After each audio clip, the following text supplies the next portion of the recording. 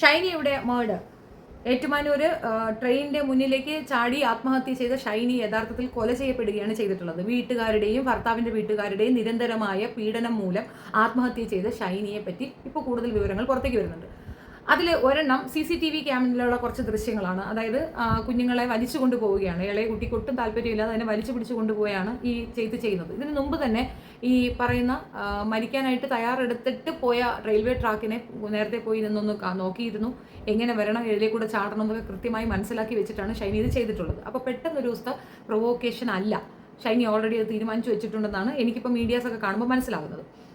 2, ഇപ്പോൾ പിടിക്കപ്പെട്ടിരിക്കുന്നത് ഭർത്താവാണ്. അത് മുമ്പേ തന്നെ ഗാർഹിക പീഡനത്തിന് കേസുള്ളത് കൊണ്ട് ഈസി ആയിട്ട് പുള്ളിയെ കൂട്ടിയിട്ട് പോയിട്ടുണ്ട്. അല്ലെങ്കിൽ മുഖം രക്ഷിക്കാൻ വേണ്ടി ഒരു പോലീസിന്റെ ഒരു നടപടിക്രമം എന്നതായിരിക്കും ഞാൻ മനസ്സിലാക്കുന്നത്. അല്ലെങ്കിൽ സഭയ്ക്ക് വേണ്ടിയിട്ട് ഒരു കുരുതി ഒരാളെ മുന്നിൽ നിർത്തണമല്ലോ, ഭർത്താവിനെ മുന്നിൽ നിർത്താം. സഭ ഇതിനകത്ത് ഇടപെട്ടിരുന്നു എന്നുള്ളത് വസ്തുതയാണ്. കാരിത്താസിലേക്ക് പുള്ളിക്കാർക്ക് ജോലിക്ക് ശ്രമിച്ചപ്പോൾ കിട്ടാതിരുന്നത് എക്സ്പീരിയൻസ് പറഞ്ഞിട്ടാണ്. 12 വർഷത്തെ ഗ്യാപ്പുള്ള ഒരാളെ അവിടെ എടുക്കാൻ ഒക്കത്തില്ല. അതൊരു ഹെവി റിസ്ക് തന്നെ, ഒരു സ്ഥാപനമല്ലേ. അപ്പോൾ അതിനകത്തൊരു റിസ്ക് ഫാക്ടർ ഉണ്ട് എന്നുള്ളതാണ് വസ്തുത. പക്ഷെ എന്നാലും ഒരു കുറച്ച് ദിവസത്തേക്ക് തൽക്കാലം ഒരു അസിസ്റ്റൻ്റായിട്ട് അവരെ എടുക്കാമായിരുന്നു. പിന്നെ കോട്ടയത്ത് ജോലിയില്ല എന്ന് പറയുന്നത് സത്യം പറഞ്ഞാൽ ശുദ്ധ നുണയാണ്. അത് വിശ്വസിക്കാൻ കുറച്ച് പ്രയാസമുള്ളതാണ് എനിക്ക്. കാരണം ഇവിടെ ജോലിക്കാരില്ലാണ്ട് കഷ്ടപ്പെടുന്ന ഒരു അവസ്ഥയാണ് കോട്ടയത്തൊക്കെ ഉള്ളത്. പാലിയേറ്റീവ് കെയറിലേക്കൊക്കെ പെട്ടെന്ന് തന്നെ ജോലി കിട്ടുന്ന ഒരു അവസ്ഥയുണ്ട്. അപ്പോൾ അതൊക്കെ അച്ഛൻ ഇടപെട്ട് മുടക്കി എന്നാണ് പറയുന്നത്. വാസ്തവമായിരിക്കും. കാരണം അച്ഛന്മാർ വിളിച്ച് പറഞ്ഞാൽ ചിലപ്പോൾ മുടക്കുണ്ടാവും. ഇവരെല്ലാവരും തന്നെ ഒരു തീരുമാനം എടുത്തിരുന്നു, ഷൈനിയെ തിരിച്ച് ആ വീട്ടിലേക്ക് കൊണ്ടാക്കുക എന്നുള്ളത്. ഷൈനിയുടെ ഭർത്താവിൻ്റെ അമ്മ കുറച്ച് എക്സ്പ്ലനേഷനുമായിട്ട് വന്നിട്ടുണ്ട്, നമുക്കത് കേൾക്കാം. അതിനു മുമ്പ് ഷൈനിയുടെ അമ്മ സ്വന്തം ഭാഗം ന്യായീകരിക്കുന്നതായിട്ടാണ് എനിക്ക് തോന്നിയത്. കാരണം അവരുടെ ഭാഗം അങ്ങോട്ട് വെളുപ്പിച്ച് അങ്ങ് വലുതാക്കുന്നതായിട്ടാണ് മനസ്സിലായിട്ടുള്ളത്. അല്ലാതെ അവർ പറയുന്ന കണക്കുള്ളതൊന്നും അല്ല അവിടെ നടന്നിട്ടുള്ളത്. തീർച്ചയായിട്ടും നല്ല പീഡനം ഈ 12 വർഷത്തിൽ ആ പെൺകുട്ടി അനുഭവിച്ചെന്നുള്ള വ്യക്തം. നല്ലപോലെ ജോലി എടുക്കുന്ന, അത്യാവശ്യം കുടുംബത്തിനോട് നല്ല സ്നേഹമുള്ള, ദൈവഭയമുള്ള ഒരു കുഞ്ഞിനെ നഷ്ടപ്പെട്ടു എന്നുള്ളതാണ്. എന്താണെന്നറിയാമോ, ചിലർക്ക് നമ്മുടെ കയ്യിലേക്ക് കിട്ടുന്ന മാണിക്യം എന്താണെന്ന് അവർക്ക് അറിയത്തില്ല. അവർ വെറും ഒരു കല്ലിൻ്റെ വാല്യൂ അതിന് കൊടുക്കുകയുള്ളൂ. പക്ഷെ അവർ എന്താണ് ചെയ്തതെന്നുള്ളത് അവർ മരണശേഷം മാത്രം പാടി പുകഴ്ത്തുന്ന കുറേ പേര്. ഈ പെൺകുട്ടി മറ്റുള്ളവരോടൊന്നും കമ്മ്യൂണിക്കേറ്റ് ചെയ്താൽ പോലും ഒന്നും പുറത്തു വരത്തില്ല. കാരണം അവൾക്ക് ബുദ്ധിമുട്ടുണ്ടാക്കുന്നതൊക്കെ അവളുടെ പ്രിയപ്പെട്ടവരാണ്.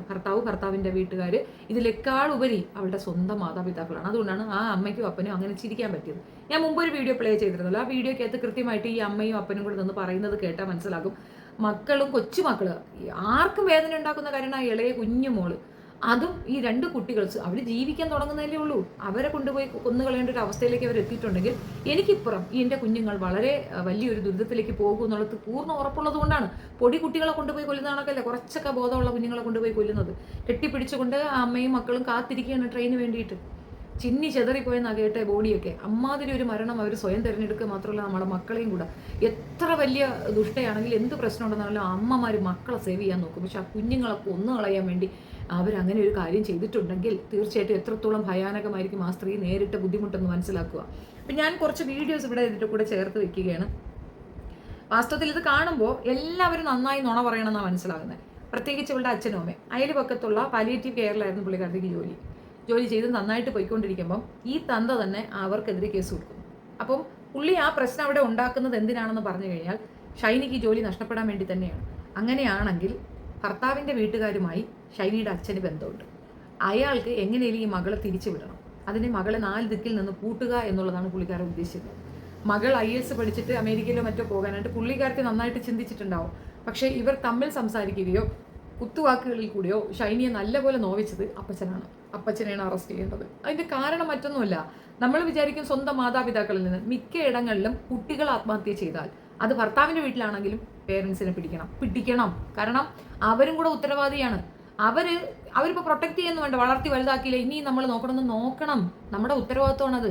നമ്മളെ കൊണ്ട് പറ്റില്ല. നമ്മൾ സേഫായി അടച്ചുറപ്പുള്ള ഒരു വീട്ടിനകത്തിരിക്കുമ്പോൾ നമ്മുടെ കുഞ്ഞുങ്ങൾ റോഡിൽ നിന്ന് മഴ കൊണ്ട നമുക്ക് സഹിക്കുമോ? ഏതച്ഛനും അമ്മയാണ് അങ്ങനെ സഹിക്കുക? അങ്ങനെ ഒരു ഇതിലേക്ക് ആ കുട്ടിയെ വിട്ടു കൊടുത്തിട്ടുണ്ടെങ്കിൽ ഈ അപ്പൻ ശരിയല്ലെന്നല്ലേ. അച്ഛനും കന്യാസ്ത്രീയൊക്കെ ഉള്ള ഒരു കുടുംബത്തിലേക്ക് കെട്ടിക്കൊടുക്കുമ്പോഴത്തേക്ക് അവർ സെക്യൂറായി നോക്കും എന്നുള്ളതാണ് പുള്ളിയുടെ ഒരു ന്യായം. അതൊരു ന്യായമാണോ? കെട്ടി അങ്ങോട്ട് വിട്ടു കഴിഞ്ഞാൽ പിന്നെ ഒന്നും നോക്കണ്ടായോ? അവിടെ ഈ പെൺകുട്ടി നിരന്തരമായ പീഡനങ്ങൾക്ക് ഇരയാക്കപ്പെടുകയാണ്. അതും അപ്പൻ പറയുന്നുണ്ട്, കേമത്തരം പോലെ എന്ന് പറയാ. ഇടിയൊക്കെ കിട്ടാറുണ്ടെന്ന്. അയ്യോ, എന്തൊരു കേമനാന്ന് ഓർത്ത് നോക്കണേ. സാറേ ഞാൻ കണ്ടിട്ടില്ല. അന്നാണേലും ഞാനത് കണ്ടില്ല. ഞാനൊരു ഒച്ച കേട്ടേ ഉള്ളൂ. എന്നാന്ന് വെച്ചാൽ എനിക്ക് ഷുഗർ താഴ്ന്ന് കിടക്കുമായിരുന്നു. ഞാൻ അതിനെപ്പറ്റി എനിക്ക് വ്യക്തമായിട്ട് പറയാൻ അറിയത്തില്ല. ഈ നോബി വർദ്ധിച്ചെന്ന് പറഞ്ഞാൽ ഞങ്ങൾ രണ്ട് പപ്പായും ഞങ്ങൾ ഇത്രയും പേരേ ഉള്ളൂ അവിടെ കിടക്കാൻ. ഞങ്ങൾ ഇതുവരെ കണ്ടിട്ടില്ല. അവന് അമിതമായിട്ട് കുടിച്ചും കണ്ടിട്ടില്ല ഞാൻ. പിന്നെ കുടിക്കാനും ഞാൻ പറയാല്ല, അവൻ കുടിക്കുന്നുണ്ട്. ഇവിടെ എന്തെങ്കിലും അന്ന് തന്നെയാണെങ്കിലും അതിനെന്ന് പറഞ്ഞാൽ ഈ അവൻ പോകുക. അപ്പോൾ കുറച്ച് വളം മേടിച്ച് ആ വളം ഇടാനായിട്ട് ഇവർ പോയതാണ്. അല്ലാതെ ഞാൻ അത് തന്നെ ഇതെന്താ നടന്നതെന്ന് എനിക്കറിയത്തില്ല. ഞാൻ ഒരു 10-11 മണിയായപ്പം തൊട്ട് ഞാൻ തളർന്ന് കിടക്കണമായിരുന്നു.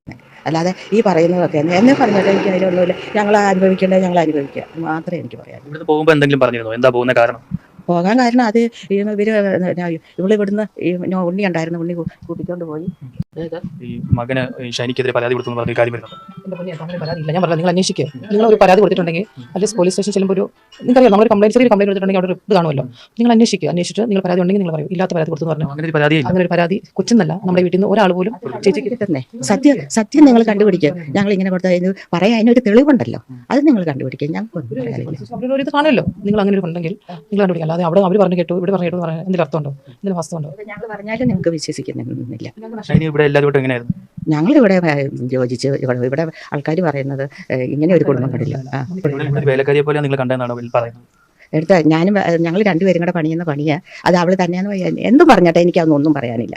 എനിക്ക് എന്തും പറഞ്ഞോട്ടെ. അത് പോലീസ് ഇടപെടുന്ന കുഞ്ഞുങ്ങളെ നീ പഠിപ്പിച്ചോണം കൊണ്ടോന്ന് പറഞ്ഞത്. ഇവർ തമ്മിൽ വയ്യാങ്കളിയുണ്ടായപ്പം എൻ്റെ ഹസ്ബൻഡാണ് പുള്ളി ഇവിടെ ഉണ്ടായിരുന്നു. അപ്പം രണ്ടുപേരും അങ്ങോട്ട് ഇങ്ങോട്ട് പറ്റുന്നപ്പം പുള്ളിയാണ് പറഞ്ഞ പ്രശ്നം തീർക്ക് ഇതുകൊണ്ട് ചേട്ടനെയും പറഞ്ഞിട്ടു ചേച്ചിയും കൂട്ടിക്കൊണ്ട് ഞങ്ങളുടെ വീട്ടിലോട്ടാണ് വന്നത്. ഞങ്ങൾ താമസിക്കുന്ന വീട്ടിൽ അവിടെയാണ് അച്ഛനും അമ്മയും വന്ന് ഞങ്ങളുടെ വീട്ടിൽ നിന്നാണ് ചേച്ചി കൂട്ടിക്കൊണ്ടുപോയത്. വഴിയിറക്കി വിട്ടിട്ടല്ല, എൻ്റെ വീട്ടിലുണ്ടായിരുന്നു, ഞങ്ങളുടെ വീട്ടിലുണ്ടായിരുന്നു. ജോലിക്ക് വിടാതിരുന്നത് എന്തുകൊണ്ടാണ്? ഇപ്പം ഞാൻ എന്നാ പറയുന്നത്, ചേച്ചി ജേർണലിസ്റ്റ് കല്യാണം കഴിഞ്ഞ് ദുബായിലാണ് ചേട്ടൻ വർക്ക് ചെയ്തുകൊണ്ടിരുന്നത്. അവിടെ ടൂറിസ്റ്റ് വിസയിലൊക്കെ കൊണ്ടുപോയതാണ്. എന്നിട്ട് നോക്കിയിട്ട് കിട്ടിയില്ല. അതിന് പോസ്റ്റ് PSC പഠിപ്പിച്ചത് ചേട്ടനാണ്. മംഗലാപുരത്തൊരു കോളേജിലാണ് പഠിപ്പിച്ചത്. കോളേജിൻ്റെ പേര് ചേട്ടനാണ് പോസ്റ്റ് PSC പഠിപ്പിച്ചത്. അവിടെ വീടെടുത്ത് 7 നിർത്തി ചേച്ചി പഠിപ്പിക്കുകയാണ്. സെക്കൻഡ് ഇയർ ആയപ്പോൾ ചേച്ചിയുടെ ഇളയ അനിയത്തി ഷീന അവർ കൂടെ തന്നെ ഉണ്ടായിരുന്നു പഠിക്കാനായിട്ട്. അവിടെ പഠിപ്പിക്കുമായിരുന്നു. അതിനുശേഷം പഠിച്ചിറങ്ങി. അപ്പം മൂത്ത മോനുണ്ടായി. മൂത്ത മോനുണ്ടായി. അത് കഴിഞ്ഞ് അവൻ 1.5 വയസ്സുണ്ടോ? ഇത്ര മമ്മി ഏൽപ്പിച്ചിട്ടാണ് എക്സാമിന്റെ സമയത്ത് പഠിക്കാൻ അറിയാലോ, കൊച്ചുള്ളതുകൊണ്ട് ബുദ്ധിമുട്ടായിരിക്കുന്നതുകൊണ്ട് ഇവിടെ മമ്മി ഏൽപ്പിച്ചിട്ടാണ് എക്സാം ഒക്കെ എഴുതി. എനിക്ക് കൊച്ചിനെ കിട്ടുന്നത് കാര്യമാണ്. എന്നാന്ന് വെച്ചാൽ ഞങ്ങൾക്ക് ആദ്യം ഉണ്ടായിരുന്നു. നീ കൊണ്ടൊന്നും കിട്ടാറില്ല. എനിക്ക് ഇവിടെ പണിയില്ലാഞ്ഞിട്ടല്ല. കാരണം പപ്പായുടെ അമ്മ ഇവിടെ ഉണ്ടായിരുന്നു. അമ്മയുടെ കൈ വീണ് സ്ട്രോക്ക് ഉണ്ടായി. അങ്ങനെ തളർന്ന് ഇത് കത്തീറ്റർ ഇട്ട് ഇങ്ങനെയായിരുന്നു. എല്ലാ കാര്യവും നോക്കണം. അങ്ങനെ ഇരിക്കുമ്പോഴാണ് എന്നാലും എനിക്ക് എൻ്റെ കൊച്ചു വലുതാണ്. ഞാൻ ആ കൊച്ചിനെ കൊണ്ട് പോയിട്ട് ഞാൻ നോക്കിക്കോളാം എന്നും പറഞ്ഞ് ഞാൻ ആ കൊച്ചിനെ എടുക്കുമായത്.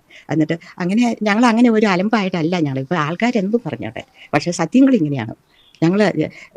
എനിക്ക് പറയാൻ പറ്റിയല്ല. തള്ളയുടെ വാക്കുകളിൽ നിന്ന് ഒരു കാര്യം സ്പഷ്ടമാണ്. ആ കൂടെ നിൽക്കുന്ന താടകയും ഈ തള്ളയും കൂടെ ചേർന്ന് നല്ല പീഡനം ആ പെൺകുട്ടിക്ക് ഏർപ്പെടുത്തിയിട്ടുണ്ടായിരുന്നു. എന്തൊരു ബോധത്തോടെ കൂടി പറയുന്നത് കേട്ടില്ലേ? അവര് പിന്നെ അടിച്ച് ഇറക്കിയിട്ടില്ല, അത് എൻ്റെ വീട്ടിൽ അടിച്ചു കൊണ്ടുവന്നിടുകയാണ് ചെയ്തതെന്ന്. ഇവർക്ക് അതിൻ്റെ ഭീകരത മനസ്സിലാവാത്തതുകൊണ്ടാണോ എന്തോന്നും അറിയത്തില്ല. അതൊക്കെ ഒരു ക്യാഷ്വൽ തിങ് ആയിട്ടാണ് അവരെടുക്കുന്നത്. ഒരു സ്ത്രീയെ വിവാഹം കഴിച്ചു കൊണ്ടുവന്നാൽ അവരെ അടിക്കാനുള്ള ഉപകരണമാണെന്ന് തെറ്റിദ്ധരിച്ചത് ആരാണ്? ഇത് ആരാണ് ഇവർക്ക് ഈ തെറ്റിദ്ധാരണജനകമായ കാര്യം പറഞ്ഞു കൊടുത്തത്? മനസ്സിലാവുന്നില്ല കേട്ടോ. രണ്ടും കള്ളികളാണ്, പഠിച്ച കള്ളികൾ. അവളെ പഠിപ്പിക്കാൻ വിട്ടിട്ടില്ല, അവർക്കൊരു ജോലി ഏർപ്പാടാക്കി കൊടുക്കാൻ ചെയ്തില്ല. 12 വർഷമാണ് ഗ്യാപ്പ് വന്നിരിക്കുന്നത്. ഇവർക്ക് BSc നഴ്സിന് പഠിച്ച ഒരു പെണ്ണിനെ തന്നെ വീട്ടിൽ കളയ്ക്കാൻ വേണമായിരുന്നു. വീട്ടിൽ ഇവരുടെ എല്ലാം എച്ചിൽ വറക്കാൻ ഒരു സ്ത്രീ വേണമായിരുന്നു. അതിനപ്പുറം ആ പെണ്ണിന് ഒരു വാല്യൂ അവർ കൊടുത്തിട്ടില്ല. ഈ താടകയുടെ തടിയും ആ പെങ്കൊച്ചിൻ്റെ തടിയും കൂടെ നിങ്ങളൊന്ന് കമ്പാരിസൺ നടത്തി നോക്ക്. തിന്ന് പെനത്ത് ഒരു ജോലിയും ചെയ്യാതിരിക്കുന്ന പെണ്ണുമ്പുളയും മറ്റതെങ്ങനെയാണ്? അപ്പം അതിൽ നിന്ന് തന്നെ വ്യക്തമല്ലേ ഇവളൊക്കെ ഉണ്ടല്ലോ.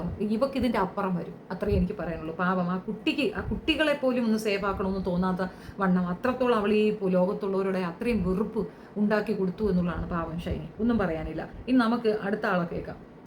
എനിക്ക് തോന്നുന്നത് ഇവിടെ പോയി കിടന്നു കഴിഞ്ഞിട്ടോ, അല്ലെങ്കിൽ ആ ദിവസം അന്ന് രാവിലെ 10 മണിക്ക് ഇവിടുന്ന് പോയിട്ട് 3:15 വന്ന് ഇത് തപ്പി ഇവിടെ പ്രവേശന പ്രവർത്തനം പോയി സ്കൂളിൻ്റെ ഹോസ്റ്റലിൽ തപ്പിയൊക്കെ പോയി. അപ്പോൾ ഏതെങ്കിലും കാരണവശാൽ ഈ ഭർത്താവ് അവനെന്ന് പോകുന്ന ദിവസമാണ് അറിഞ്ഞു. അപ്പോൾ ഫോണിക്കൂടെ വാട്സപ്പിൽ കൂടെ രാത്രി കടന്നു കഴിഞ്ഞാൽ വിളിച്ച് ശല്യങ്ങൾ ചെയ്യുകയോ ഇവളോട് അതുപോലെ പറയുകയോ ചെയ്ത് കാണുമെന്ന് പ്രതീക്ഷിക്കും.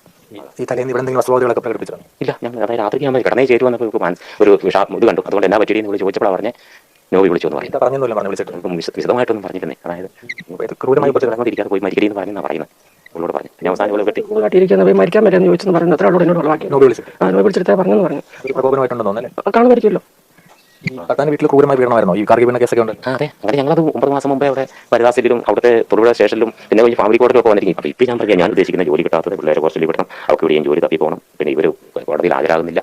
അപ്പോൾ ഒരു നീതി ഒരിക്കലും കിട്ടിയായിരുന്ന ഒരു മാനസിക ചിന്ത അവിടെ വന്നിട്ടുണ്ടോ എന്ന് എനിക്കറിയത്തില്ല. ഞങ്ങളോടൊന്നും തുറന്ന് പറയാറില്ല. അവിടെ പറയാലോ, ഫോണുമായിട്ടോ കുറേ കൂടി സ്റ്റെപ്പുണ്ട് അതൊക്കെ പറയും, പിള്ളേരോട് പറയും. അത് നമ്മൾ കേൾക്കില്ല. ഇയാളാണ് ഇതിനകത്തെ ഏറ്റവും വലിയ കള്ളൻ. മക്കളെ ഹോസ്റ്റലിൽ വിടേണ്ട കാര്യം എന്താ? അപ്പനും അമ്മയും നല്ല കുത്തുകല്ല് പോലെ ഇരിക്കുകയല്ലേ, എന്തിന് പെങ്കൊച്ചു കൊണ്ടുപോയി കൊച്ചുങ്ങളെ ഹോസ്റ്റലിൽ വിടണം? ഇവനാണ് ഇതിനകത്തുള്ള ഏറ്റവും വലിയ തരികിടയെന്ന് ഓർത്തോണം. ഇവൻ ആ ഫാദറുമായിട്ട് ചേർന്നിട്ടുണ്ട്. മകളെ ആ ഫാദർ എന്ത് ഉപദ്രവിച്ചാലും ഇവന് പ്രശ്നമില്ല എന്നുള്ളത് ഇവൻ്റെ വാക്കുകളിൽ വ്യക്തം. ഇയാളാണ്, ഈ പന്നക്കിളവനാണ് ആ പാവപ്പെട്ട പെൺകുട്ടിക്ക് ഈ ഒരു അവസ്ഥ ഉണ്ടാക്കി കൊടുത്തിട്ടുള്ളത് എന്നുള്ളത് സ്പഷ്ടവും. കാണുന്ന നമുക്കേ സഹിക്കുന്നില്ല. കിണിച്ച് വർത്താനം പറയുകയാണ്. ആ അമ്മയുടെ മെൻറ്റാലിറ്റി ഒന്ന് ആലോചിച്ച് നോക്കുകയാണ്. അമ്മ പറയണത് കേൾക്കുന്നില്ലേ? അതായത് ആ പൈസ, ഈ മറ്റേ 3 ലക്ഷം രൂപ, അത് ഇവരെ തലയിൽ വരുമെന്നുള്ള ഭയപ്പാടാണ്. ഇതിനകത്ത് ഈ കുടുംബം ഒന്നടങ്കമുണ്ട്. അവൾക്ക് ജോലി നഷ്ടപ്പെട്ട ഒരു അവസ്ഥയിൽ അവൾ ഒരു പക്ഷേ ഭർത്താവിനെ വിളിച്ചിട്ടുണ്ടാകും. ഇവിടുത്തെ ജോലി മുന്നോട്ട് കൊണ്ടുപോകാൻ നോക്കുന്നില്ല. പാലിയേറ്റീവ് കെയറിലേക്ക് ജോലി കിട്ടിയതാണ്. വീട്ടിനടുത്തുള്ള പാലിയേറ്റീവ് കെയറിലേക്ക് കുട്ടിക്ക് ജോലി കിട്ടി. വീട്ടിനടുത്താണ്. കുട്ടികൾ പോയി വന്നും സന്തോഷമായിട്ടിരുന്ന ഒരു അവസ്ഥയിൽ ആ കെയറിനെതിരെ എന്തോ വേസ്റ്റ് മാനേജ്മെൻറ്റിൻ്റെ പ്രശ്നം പറഞ്ഞു കൊണ്ടുപോയി കേസ് കൊടുക്കും. സ്വന്തം മകൾ അവിടെ പോയി ജീവിക്കുകയാണ്, ജോലി എടുക്കുകയാണ്. ഒരു കോംപ്രമൈസ് ഈ തന്തയ്ക്ക് ചെയ്യണമെന്ന് തോന്നിയില്ല. പകരം അവരെ ചുമ്മാ ഇരുന്നവരെ ചുരണ്ടി വിട്ട് അവരെ കൊണ്ട് ഇല്ലാത്ത പ്രശ്നം ഉണ്ടാക്കിച്ചതാണ് ഈ പന്നക്കിളവൻ. ഇയാളാണ് യഥാർത്ഥത്തിൽ അതിനകത്തുള്ള യഥാർത്ഥ നാഗവല്ലി എന്ന് പറയുന്നത് ഇയാളാണ്. ഷൈനി 4 മാസം അവിടെ ജോലി ചെയ്തു. ഷൈനി ഭർത്തൃ വീട്ടിൽ നിന്ന് വന്ന ഒരാഴ്ച കഴിഞ്ഞപ്പോൾ നമ്മൾ ഷൈനിയായിട്ട് സംസാരിക്കാനിടയായി. ഷൈനിക്ക് ജോലി കൊടുക്കുകയാണ് ചെയ്തത്. ശരിക്കും നമുക്ക് ഒഴിവില്ലായിരുന്ന ഒരു അവസരത്തിൽ പോലും ഷൈനിയുടെ അവസ്ഥ കണ്ട് നമ്മൾ ജോലി കൊടുക്കുകയാണ് ചെയ്തത്.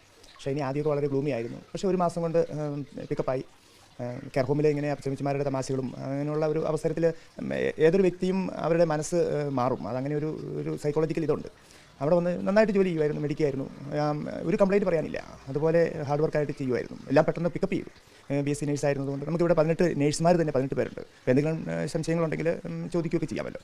അങ്ങനെ ചെയ്തു. ഒരു 3-3.5 മാസമായി കഴിഞ്ഞപ്പോഴാണ് ഞങ്ങളിവിടെ ബയോഗ്യാസിൻ്റെ പ്ലാന്റിൻ്റെ ടാങ്ക് നിറഞ്ഞുപോയി. അതിങ്ങനെ ഇവർ പ്ലാസ്റ്റിക്കും ഇങ്ങനെ ഈ ഇടനിലയും അങ്ങനെ ഇലയൊക്കെ ഇട്ട് അത് ഫെർമെൻറ്റേഷൻ നടക്കാതെ വന്നതുകൊണ്ടാണ് അങ്ങനെ സംഭവിച്ചത്. അത് കഴിഞ്ഞ് അത് കോരി മാറ്റേണ്ട ഒരു അവസ്ഥ വന്നു. അപ്പോൾ അതിന് മുമ്പ് തന്നെ ഈ കുര്യാക്കോസിയായിട്ട്, അതായത് ഷൈനിയുടെ ഫാദറിനോട് ഞങ്ങൾ ചെന്ന് ക്ഷമ ചോദിക്കുന്ന പോലെ പറഞ്ഞതാണ്. ഇത് 2-3 ദിവസം എടുക്കും ഇതൊന്ന് ക്ലീൻ ചെയ്തെടുക്കാനായിട്ട്. എന്നോട് പറഞ്ഞു 24 മണിക്കൂർ തരും, അതിൽ കൂടുതലായി കഴിഞ്ഞാൽ ഞാൻ ഡൽഹി പോയിട്ടാണെങ്കിലും ഈ പ്രസ്ഥാനം പൂട്ടിക്കാൻ. പുള്ളിക്ക് ഇത് ആദ്യം മുതലേ ഒരു ഇറിറ്റേഷൻ ഉണ്ടായിരുന്നു നമ്മൾ ഈ കെയർ ഹോം നടത്തുന്നതിൽ. അങ്ങനെ എന്നാലും ഞാനതൊന്നും മൈൻഡ് ചെയ്യാതെ 4 പേരെ നിർത്തി 2 ദിവസം കൊണ്ട് നമ്മുടെ ഈ പുരയിടത്തിൽ ഈ വേസ്റ്റ് കൊണ്ടുവന്ന് അത് മണ്ണിട്ട് മൂടുക ചെയ്തേ. പക്ഷേ 3-ാം ദിവസം പുള്ളി കൊണ്ടുപോയി ഹെൽത്തിൽ കൊണ്ടുപോയി കേസ് കൊടുത്തു. എന്നിട്ട് ഹെൽത്ത് ഇൻസ്പെക്ടർ വന്ന് അപ്പോൾ ഈ നിജസ്ഥിതി എല്ലാം മനസ്സിലാക്കി മാഡം ഒന്നും, അതായത് ഇവിടെ എല്ലാം ഓക്കെ ആയിരുന്നു ആ സമയത്ത്. അത് കഴിഞ്ഞ് പിറ്റേ ദിവസവും പിന്നെ ഹെൽത്ത് ഇൻസ്പെക്ടർ വന്നു. അപ്പോൾ ചോദിച്ചപ്പോൾ പറഞ്ഞു അത് അയൽവക്കത്ത് കുറച്ച് പേരുടെ ഒപ്പും കൂടെ ശേഖരിച്ച് പിന്നെ ഒരു കംപ്ലയിൻറ്റ് വന്നിരിക്കുകയാണ്. ഇവിടെ വൃത്തിഹീനമായിട്ടാണ് ഭക്ഷണം ഉണ്ടാക്കുന്നത്, അതുപോലെ ഇവിടുത്തെ വേസ്റ്റ് വാട്ടർ എല്ലാം ഞാൻ മറ്റു പറമ്പിലേക്ക് ഒഴിക്കുവാണെന്ന് പറഞ്ഞു. പരാതികളൊക്കെ കൊടുത്ത് ഷൈനിയുടെ പിതാവായിരുന്നു. ഷൈനിയുടെ പിതാവായിരുന്നു. കാരണം എന്നോട് ഹെൽത്ത് ഇൻസ്പെക്ടർ പറഞ്ഞായിരുന്നു. ഹെൽത്ത് ഇൻസ്പെക്ടർ അവരുടെ വീട്ടിൽ അത് കഴിഞ്ഞ് പോവുകയും ചെയ്തായിരുന്നു.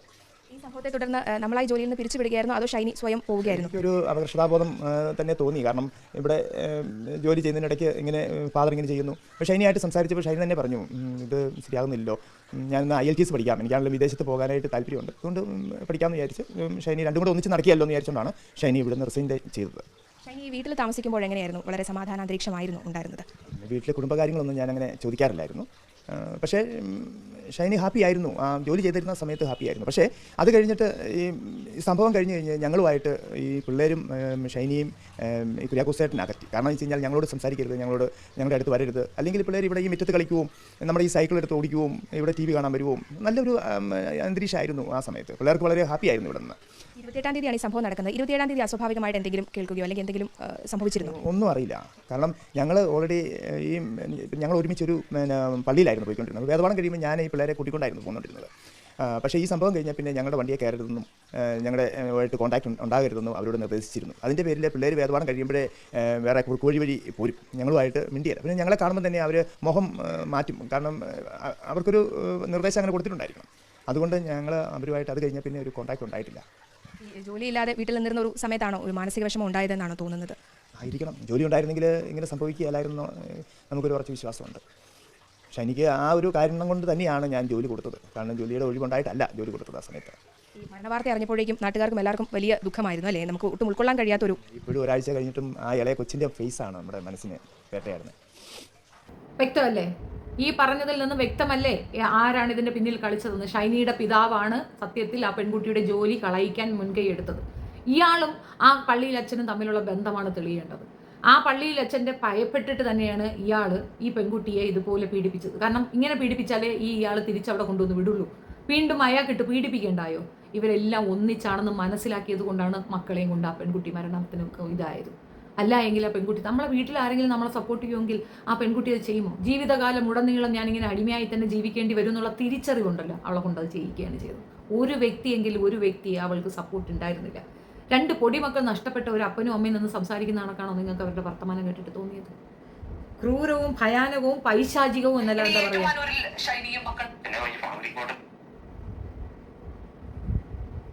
അത്രയും വൃത്തികെട്ട രീതിയിൽ ആ പെൺകുട്ടിയെ കൊന്നു കളഞ്ഞേക്കുന്നു. അത്രേ എനിക്ക് മനസ്സിലായിട്ടുള്ളൂ. നിങ്ങളുടെ അഭിപ്രായം കമൻറ്റിൽ രേഖപ്പെടുത്തുക. എനിക്ക് മനസ്സിലായ ഒരു കാര്യം കൂടെ ഞാൻ എന്നോട് ചേർത്ത് വെച്ച് പറയാം. നമ്മുടെ പെൺകുട്ടികളെ പഠിപ്പിക്കുന്നു എന്ന് മറ്റുള്ളവരെ ബോധ്യപ്പെടുത്താനല്ല പഠിപ്പിക്കേണ്ടത്. നമ്മുടെ പെൺകുട്ടികൾക്ക് സ്വയം പര്യാപ്തതയാണ് വേണ്ടത്.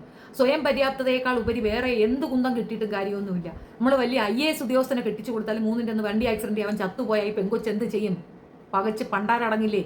ബയോളജിക്കൽ നീഡ് എന്നുള്ളത് ആണുങ്ങൾക്കാണ്, പെണ്ണുങ്ങൾക്കത് സൈക്കോളജിക്കൽ ഇഷ്യൂ ആണ്. അവർക്ക് പെട്ടെന്ന് തന്നെ മറ്റൊരു ബന്ധത്തിലേക്ക് ചാടി വീഴാനോ അങ്ങനെ അവർ സെക്യൂർ ആവുകയോ ചെയ്യുകയില്ല. സമയമെടുക്കും. ആ സമയം അവർക്ക് സ്വസ്ഥമായി പോകാൻ അവർ സ്വയം പര്യാപ്തരാവുക എന്നുള്ളൊരു അനിവാര്യമായ ഒരു കാര്യമാണ്. ഈ 2 കുടുംബങ്ങളും കൂടെ ചേർന്ന് ആ പെൺകുട്ടിയെ മൃഗീയമായി കൊന്നുകളഞ്ഞു എന്നുള്ളതാണ്. അവൾ തരിമ്പ് പോലും ശേഷിപ്പിച്ചില്ല. ഇനി തൂങ്ങി മരിക്കുന്ന സമയമാണ്. അങ്ങനെ വേറെ എന്തെങ്കിലും ചെയ്താൽ ഈ കുട്ടികൾ രക്ഷപ്പെടുകയോ മറ്റോ ചെയ്താൽ ഇത് വേറെ രീതിയിൽ വരും എന്നുള്ളതുകൊണ്ട് അവൾ കണ്ടെത്തിയ മാർഗവും സൂപ്പർ. ഇതിലാകെ സഹതാപം അർഹിക്കുന്ന ഒരേ ഒരു വ്യക്തിയേ ഉള്ളൂ ഈ മൊത്ത സ്റ്റോറിയിൽ. ഒരു വ്യക്തി സഹതാപം അർഹിക്കുന്നുണ്ട്, അത് ആ ലോക്കോ പൈലറ്റ് മാത്രമാണ്. നിസ്സഹായനായി തൻ്റെ കൺമുന്നിൽ അമ്മയും മക്കളും ചിന്നി ചിതർന്നത് കാണേണ്ടി വന്ന ആ പാവപ്പെട്ട മനുഷ്യൻ മാത്രമാണ് ഇവിടെ സഹതാപം അറിയുക. ബാക്കി ഈ പറയുന്ന സഭയും സഭയ്ക്ക് അപ്പുറവും ഇപ്പുറവും അയൽവാസികളും കുടുംബവും സർവത്ര കൂട്ടുകാരുൾപ്പെടെ ഇതിനകത്ത് പ്രതികളാണ്. ആ പെൺകുട്ടിയെ കൊലയ്ക്ക് കൊടുത്തു. ഒരു നിമിഷം ഒരാൾ സപ്പോർട്ട് പറഞ്ഞിട്ടുണ്ടെങ്കിൽ ആ പെൺകുട്ടി ഇങ്ങനെ ഒരു തീരുമാനത്തിൽ എത്തത്തില്ലായിരുന്നു. ഇത് ഒരുപാട് പെൺകുട്ടികൾ അനുഭവിക്കുന്നുണ്ട്. ഒരുപാട് പെൺകുട്ടികൾ ഇതേ വേദന അനുഭവിക്കുന്നുണ്ട്. ആണുങ്ങൾ അടിക്കാം, കുഴപ്പമില്ല, പെണ്ണുങ്ങൾ അടി കൊള്ളേണ്ടവൾ എന്നുള്ളത് ഇപ്പോഴുമുണ്ട്. എല്ലാവരും പറയുന്നത് കനാനീയ സഭയായിരുന്നാലും ഈ സഭകളിലൊന്നും ഇതൊന്നും പ്രശ്നമില്ല. പക്ഷേ ഇവിടെയും കുഞ്ഞാടുകൾ ഇങ്ങനെയാണ് ചിന്തിക്കുന്നെങ്കിൽ എന്തോ പറയാനാ? എന്താണ് അവസ്ഥ? എല്ലാവരുടെയും നോട്ടം മറ്റൊരിടത്തേക്ക്. അവരെന്ത് ചെയ്യുന്നു? അവിടുത്തെ പെണ്ണുങ്ങൾക്ക് എന്താവുള്ളൂ? അവിടുത്തെ പെണ്ണുങ്ങളുടെ സ്വാതന്ത്ര്യം എന്താ? ഇവിടെ ഇതാണ് ഭയാനകമായ ഒരു വൃത്തികേടാണ് ഇവിടെ നടക്കുന്നത്. ഇതിനെപ്പറ്റി ഒരു അക്ഷരം വേണ്ട ആർക്കും ഇല്ല. എല്ലാവരുടെയും എണ്ണാക്കിൽ പിരിവെട്ടി. അത്രേ എനിക്ക് മനസ്സിലായിട്ടുള്ളൂ. നന്ദി. വീണ്ടും ഒരു വിഷയമായി കാണാം.